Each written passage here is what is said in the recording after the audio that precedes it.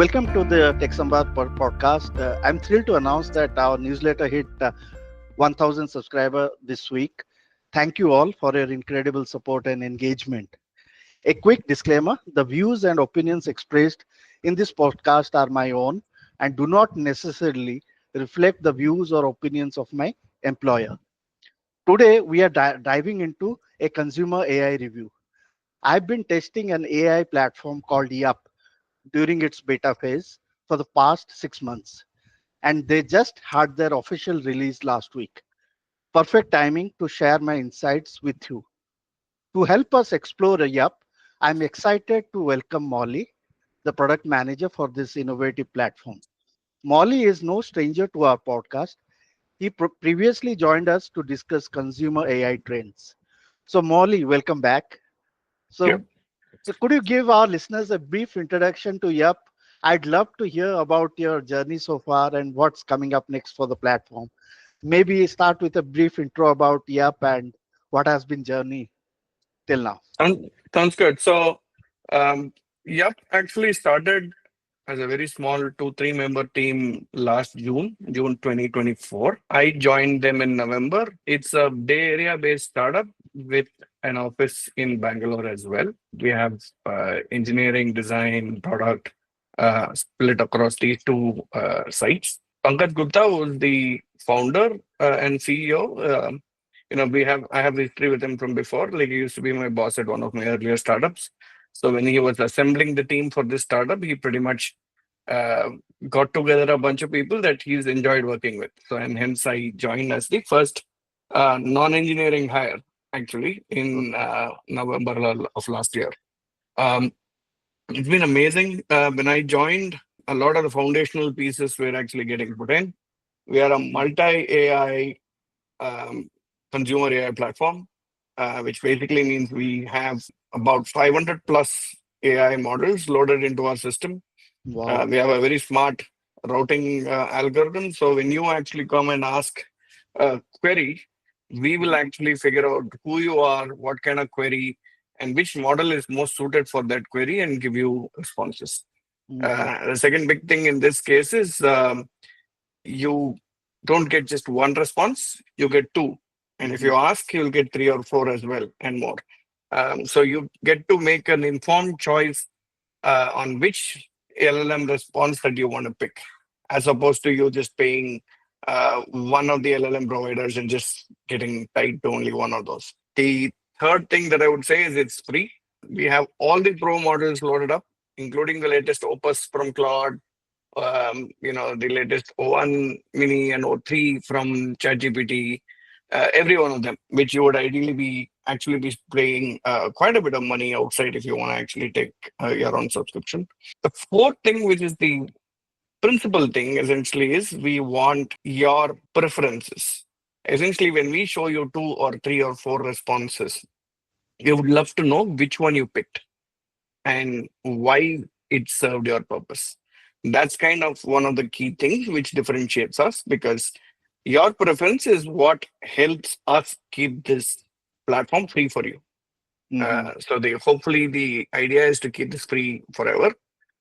But your side of the bargain essentially is you give us which LLM you chose, Mhm. why, and and that's part of the flow.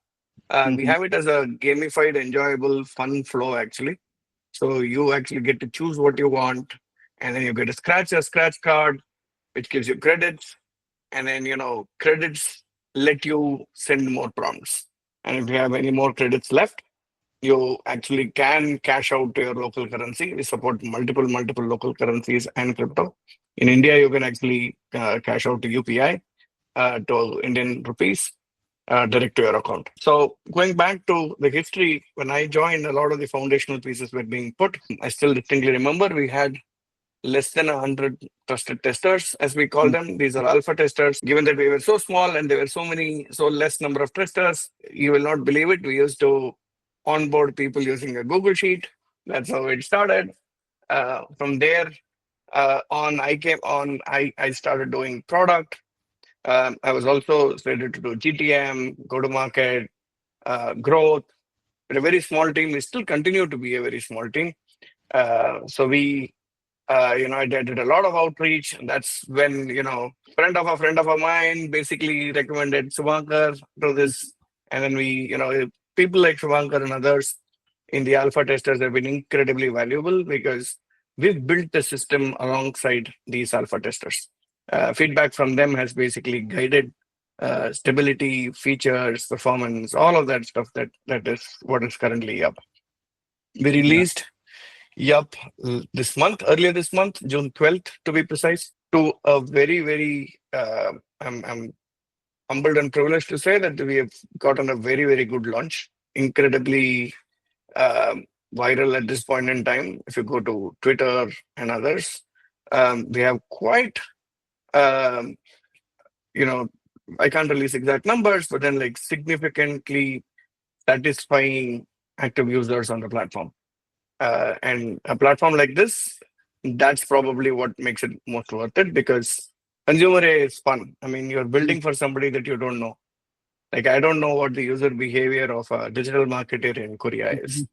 I don't know the user story of a content writer in Argentina is. But then consumer AI has to build for both, right? So, and we are seeing good growth across the world, across the globe. So, but then it's day one right now. We got to go back, build.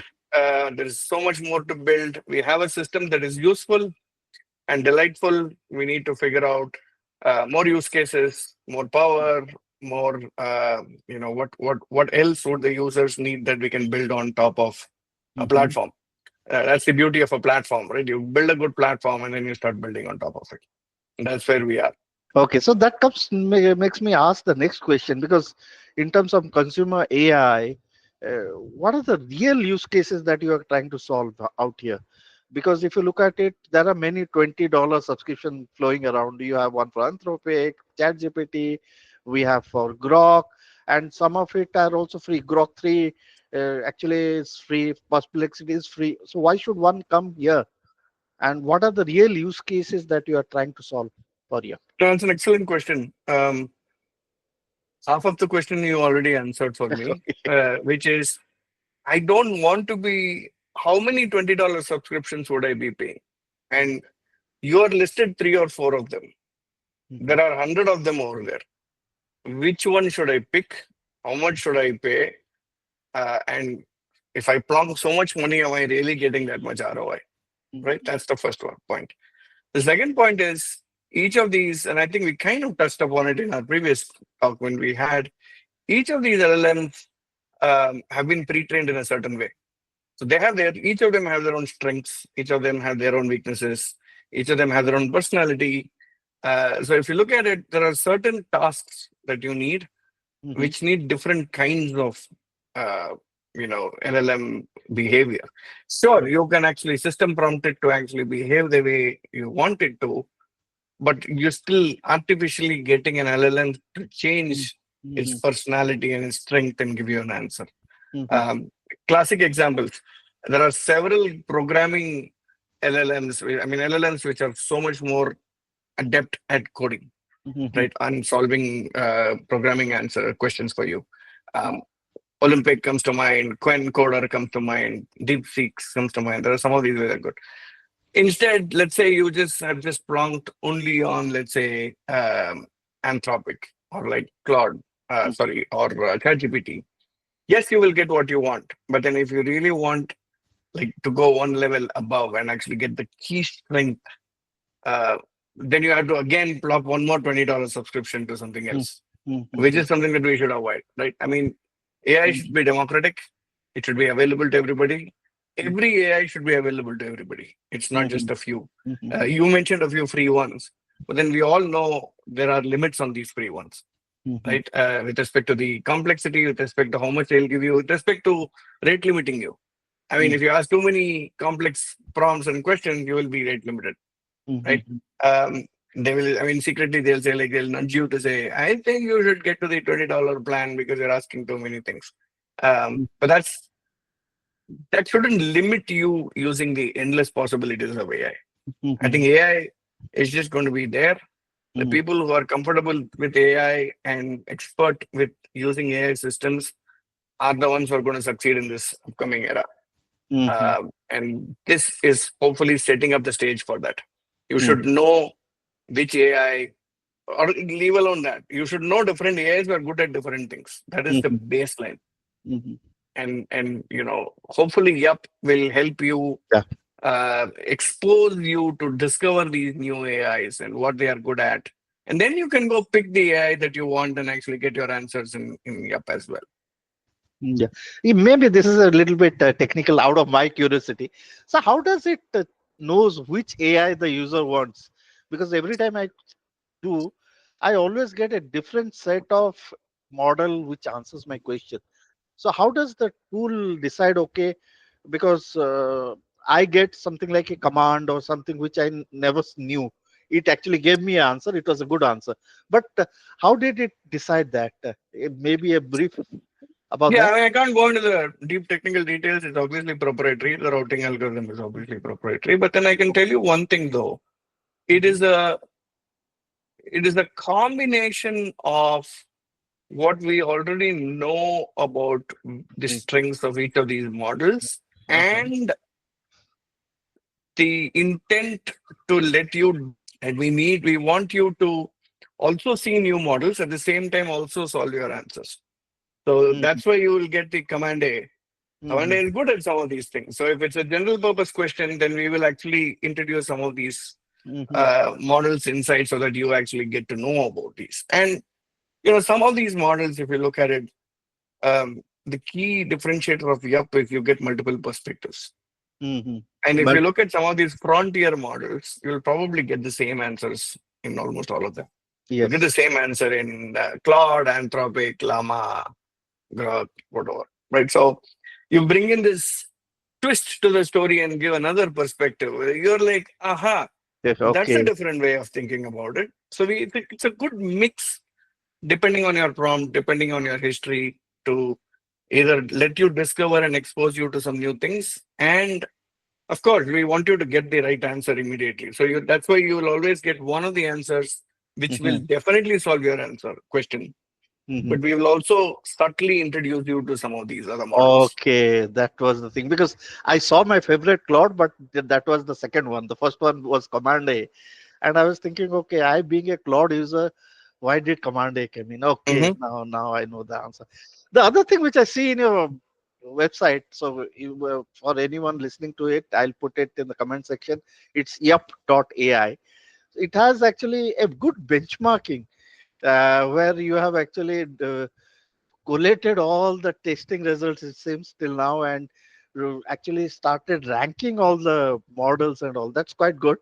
Are you giving the chat arena a run for its money? So what's the objective here? Are you trying to sort of be another source of benchmarking for models? That's a good question. Our leaderboard is actually currently in beta. That's a disclaimer. If you see, you will see Yeah, the yeah, I beta saw that. Yeah. watermark everywhere.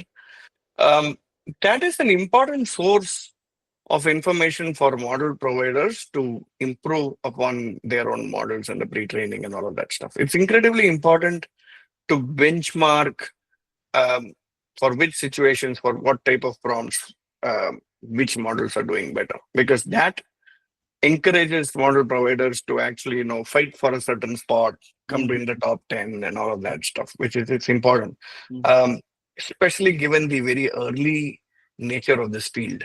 I mean, Mhm. we are at a field where in a field where people need to know which models are trending where in what direction.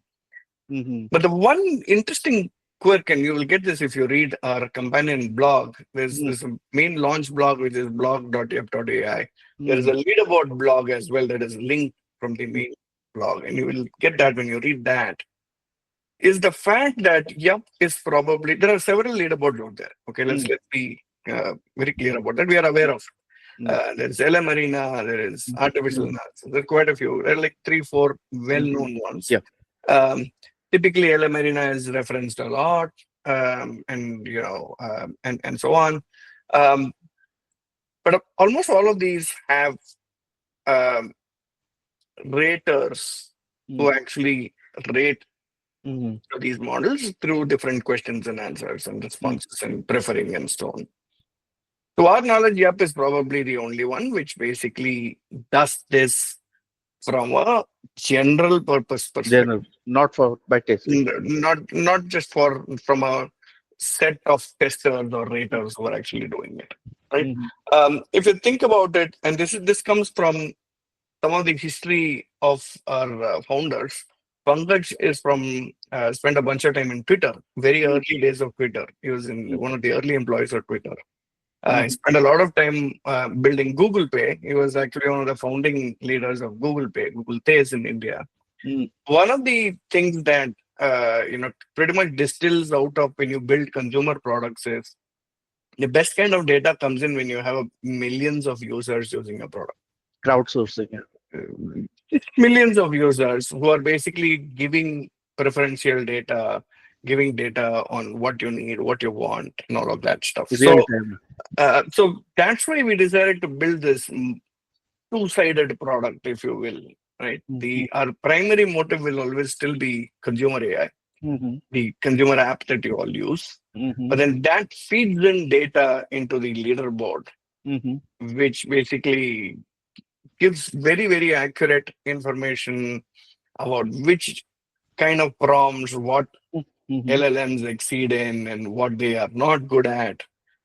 You can get to the level of granularity. Again, if you go through the leaderboard a little bit, you'll see that you will actually be able to do enough filtering to basically say what do young people in Southeast Asia prefer for programming, Oh. and you'll be able to get which models happen. And if Okay. you step back and think about it, it's because we have a consumer app and you all have given us profile information, which Mm-hmm. is we don't collect private information, we don't collect personally identifiable information. We collect things like age group, which country you are from, which profession, are you a graduate. A lot of this is actually optional data. You don't need to fill that in.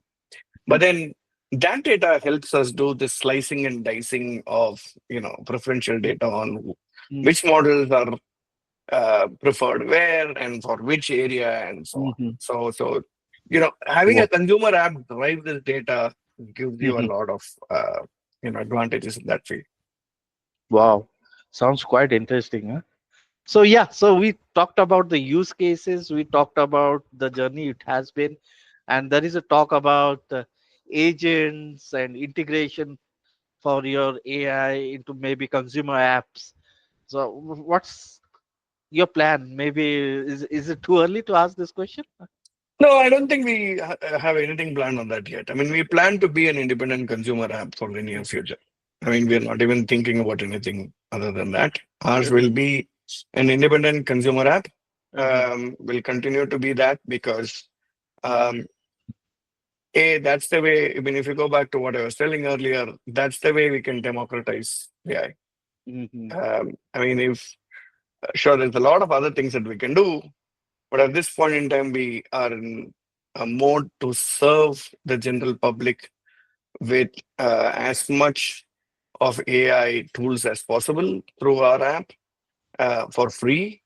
And in return, basically try and understand the use cases and preferential data of users across the world to help model providers calibrate themselves. I think um, that's a way by which we figure that that's essentially, if you go back to our mission, that's how we Mm-hmm. empower humanity Mm-hmm. by improving AIs in their lives, basically. So that's kind of we'll continue to stay in that path for the near future.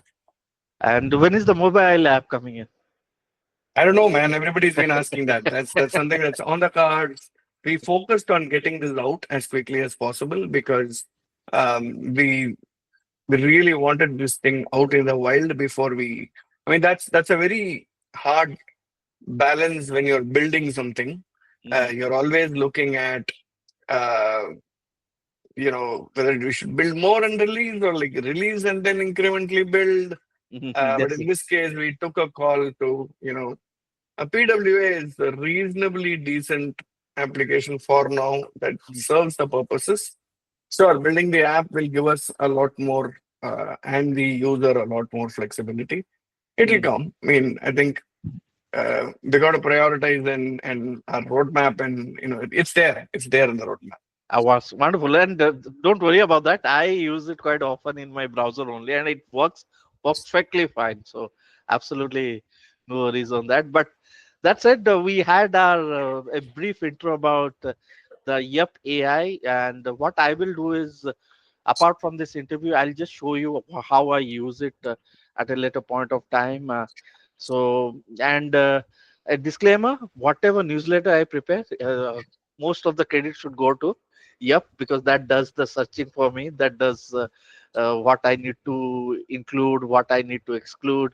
So all my research gets done through Yup.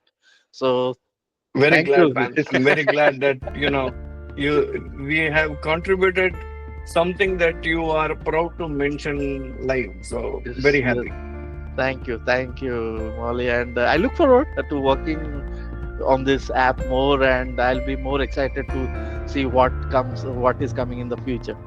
That said, that we can close this call. But that said, Molly, I'll be having you more frequently in the call as and when uh, Yup launches new Yeah, functionalities or any other topic on AI. Wonderful. for It sure. was wonderful talking to you, Molly. Yeah, And any final remarks for me before we end? no, man, all good. All good. All good. Great. Then, thank you, Molly, and we look forward to the next edition. Thank you again.